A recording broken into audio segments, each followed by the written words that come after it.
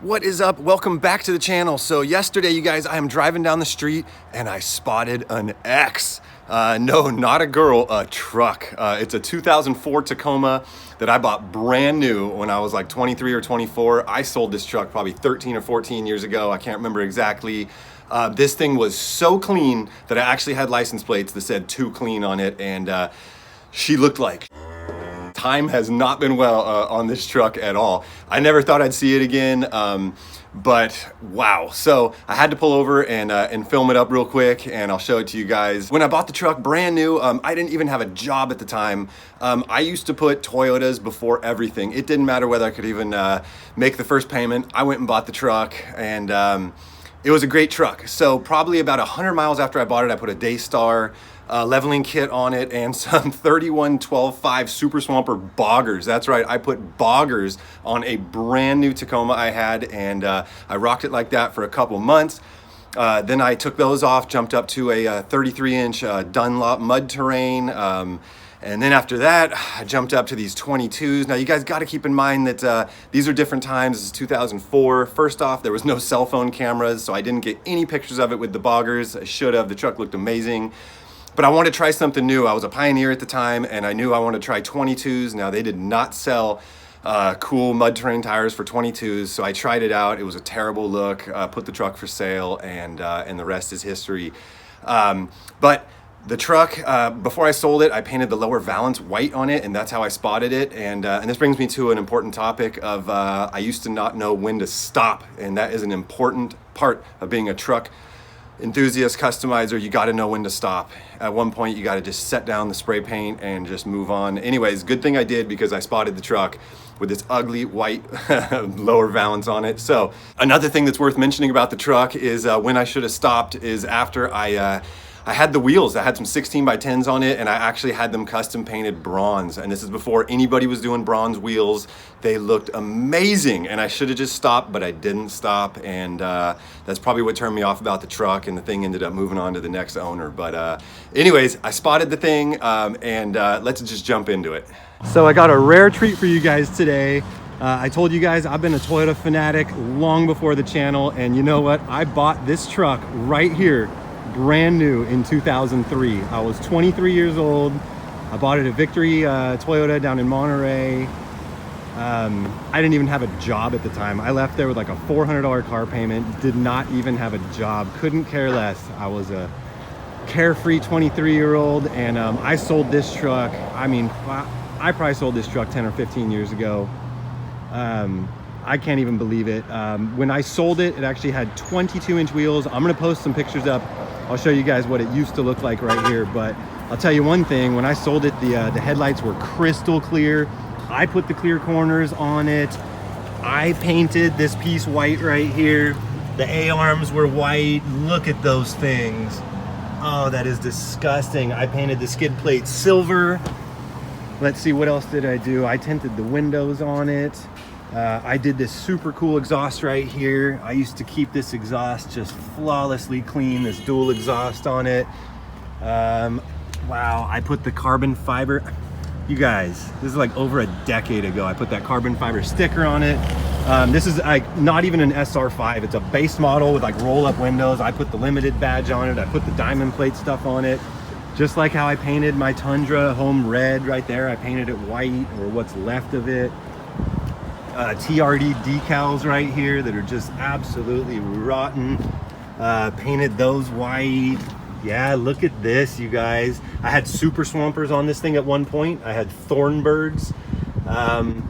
Wow, Santa Cruz sticker on that shop. Put the dual exhaust on it with the Flowmasters right there. This is so crazy, you guys. I was just driving down the street and I saw it and I said, I have got to stop.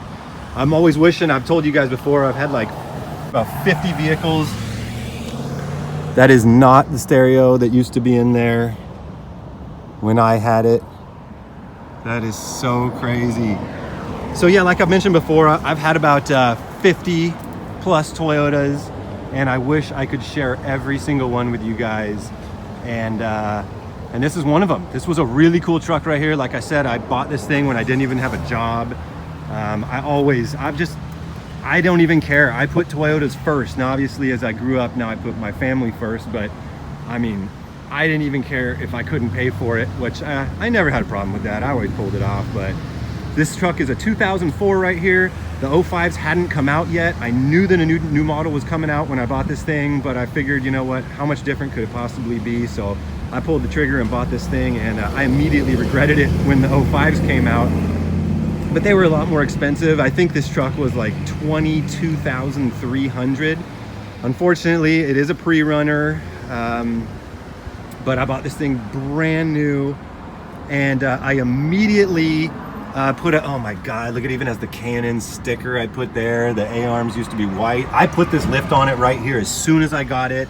Got some Thornbirds, ran some Swampers on it for a while. Then I jumped up to a 33-inch Dunlop mud terrain and ran some 16 by 10s.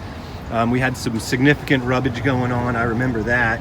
I did the corners, probably had HID headlights in here, and just did all kinds of silly little stuff. I mean, this is like 17 years ago. This is what people were doing. I actually tinted the windows on it myself. I was actually tinting windows back then.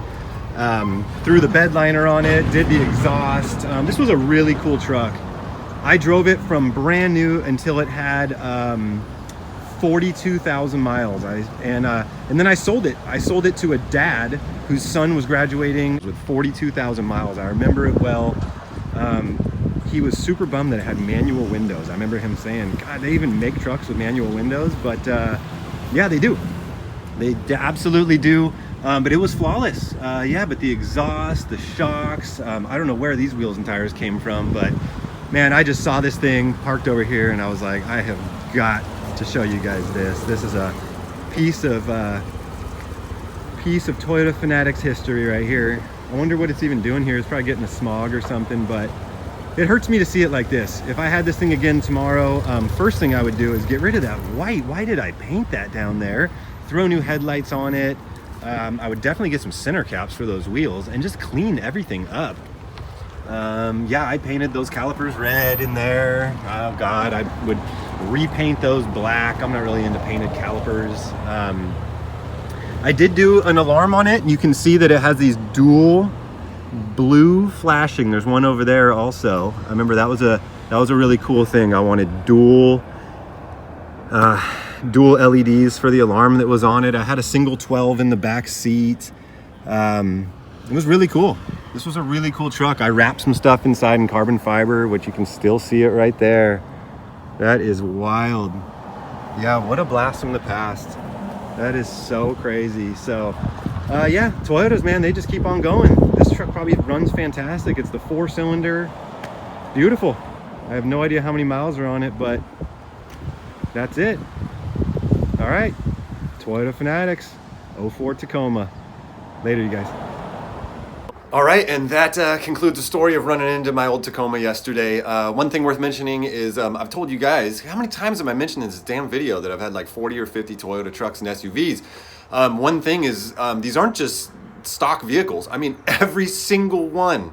I did custom suspension, wheels, tires, exhaust, tent, stereo, alarm. I mean, every single one was done up. Can you imagine the money I've wasted on these vehicles? I could probably own 10 houses if I didn't buy all that crap. But man, that's just what I'm into. And you know what? When you're into something, that's what you do.